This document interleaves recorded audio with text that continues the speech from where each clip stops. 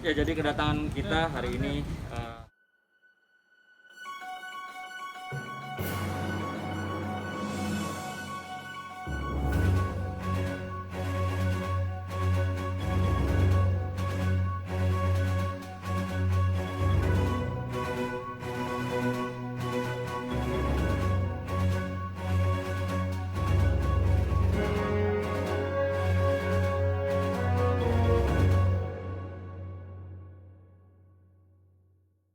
tim kuasa hukum dari Nabila untuk memenuhi ya, berita acara pemeriksaan. Hari ini kebetulan Nabila didampingi oleh para tim kuasa hukumnya dan ada beberapa saksi yang pada saat ini juga masih dalam proses pemeriksaan BAP. Diambil keterangannya untuk didengar keterangannya sehingga peristiwa ini menjadi terang benderang. Karena jangan sampai menjadi simpang siur diakibatkan opini-opini yang dibangun oleh pihak lawan. Ya, saya dapat info bahwa pihak lawan juga menyatakan dia sebagai korban, yang dimana kami ingin meluruskan hasil dari tadi BAP bahwa klien kami ini betul-betul tidak mengenal sosok daripada nona yang berinisial H. Tidak kenal ya, sekali lagi pasti kan kamu nggak kenal sama orang yang nyerang kamu ya, tidak kenal. Dan kondisi posisi faktanya adalah klien kami Nabila diserang sama orang tersebut yang berinisial H. Jadi mereka tidak saling mengenal di lokasi itu atau sebelumnya tidak saling mengenal. Jadi hari ini klien kami memberikan keterangan atas laporan dengan dugaan pasal penganiayaan ya, sebagaimana dimaksud dengan pasal 351 KUHP ya, gitu. Juga dengan saksi, artinya dalam hal ini perlu dijelaskan, ditegaskan juga bahwa klien kami dihampiri, didatangi, tidak pernah ada peristiwa dalam peristiwa hukum itu ada suatu perbuatan klien kami yang menghampiri, dihampiri, betul begitu ya? Ya. Dalam peristiwa itu ada 2 kali klien kami dihampiri. Yang pertama adalah ketika di arena game tinju, dan yang kedua ketika akan pulang di Vale, gitu. Nah, lebih kurangnya mungkin nanti teman-teman yang lain silakan.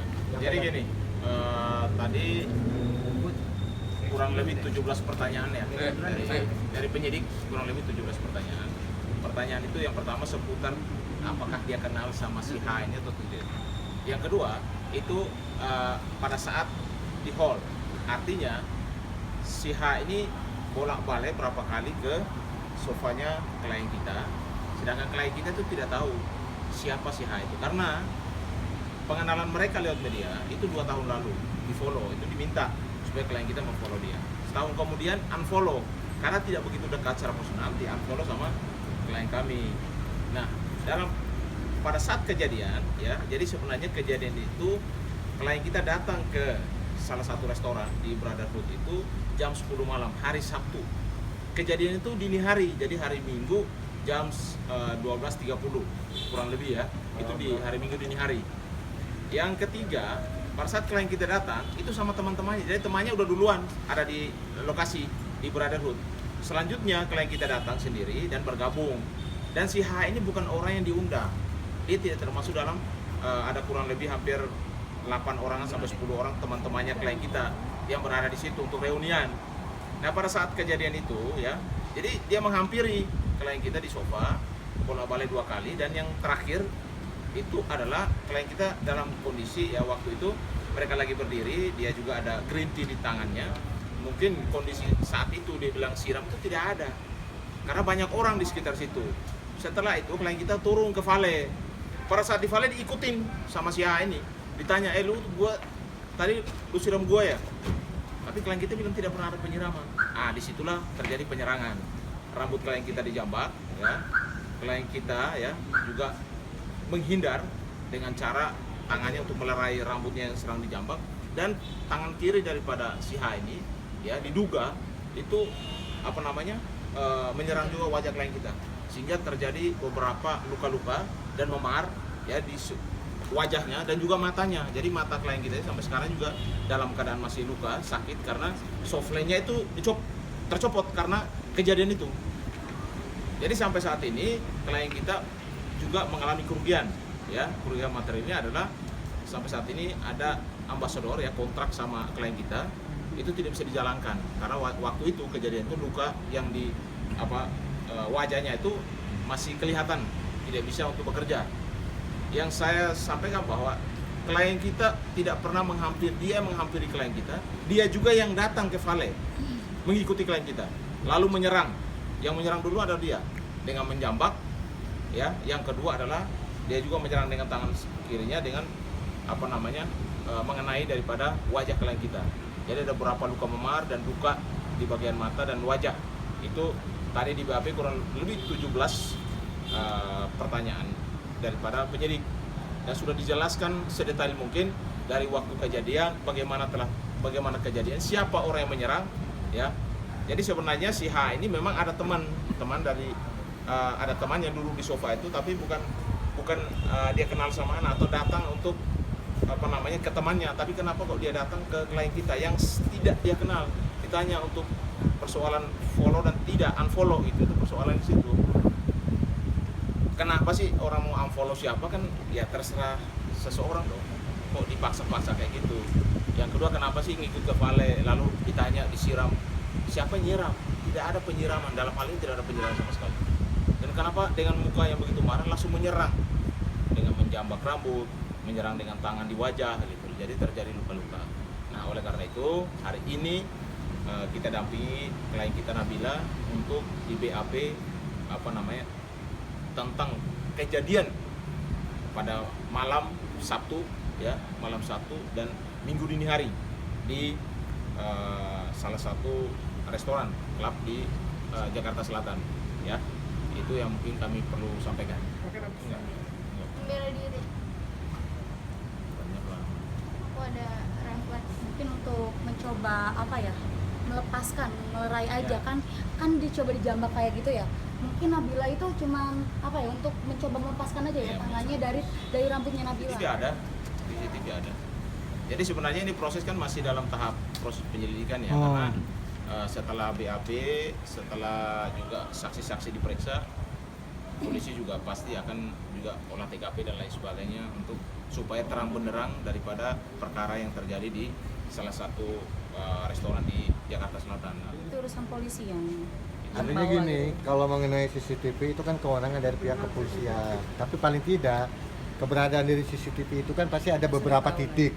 Nah, itu akan menguatkan gitu, seperti yang disampaikan oleh klien kami, ya, Nabila, bahwa tidak pernah ada peristiwa penyiraman itu.